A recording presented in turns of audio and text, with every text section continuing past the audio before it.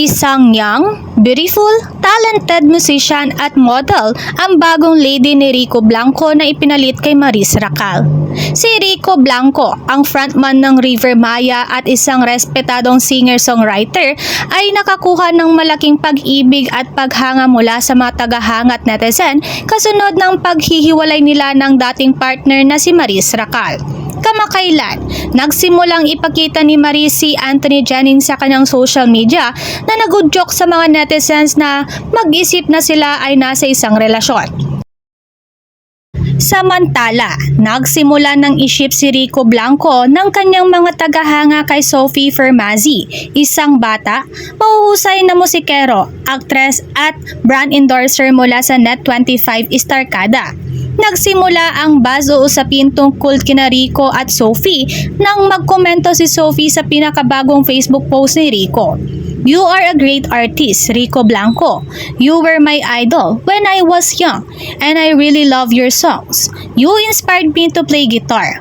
Hoping to collaborate with you in the future." Saad ni Sophie. Umani ng malaking atensyon ang komento ni Sophie na umani ng positibo at magkakahalong reaksyon mula sa mga netizens na nakikita silang perfect match. Parehong mahuhusay na musikero na tumutugtog ng gitara at gumagawa ng mga kanta na humahantong sa mga tagahanga na sabik na asahan ang isang pakikipagtulungan sa entablado. Tinagurian silang Soft Rick, Sophie at Rico bilang bagong music love team. Ang ilang komento mula sa mga tagahanga ay kinabibilangan ng "Love this new tandem. Woo!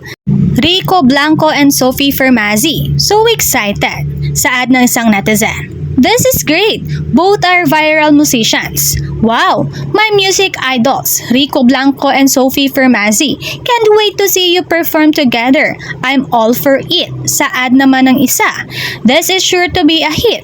Sophie Fermazzi, just be careful with Rico. He's such a good guy.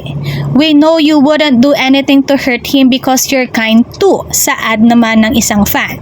"Sophie is more talented and younger than Maris. Go Rico and Sophie. Both are talented. Fans will flock to this." Komento ng iba pa. Samantala sa kanyang recent performance after his breakup with Maris, halatang nagdadalamhati pa rin si Rico.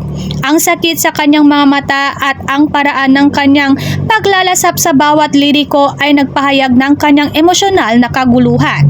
Sinimulan na siyang ipadala ng mga tagahanga ni Rico Blanco kasama ang Net25 Starkada singer at brand endorser na si Sophie Fermazzi. Excited ang mga netizens na makita silang magkasama, magtanghal sa entablado at gumawa ng Facebook page at pinangalanan itong Soft Rick.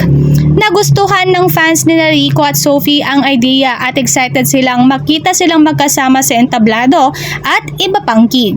Ang pinakahuling balita sa amin ay personal nang nagkita si Rico at Sophie sa isang meeting sa pagitan ng kanilang management para sa isang event collaboration. Hintayin na lang natin ang announcement nila.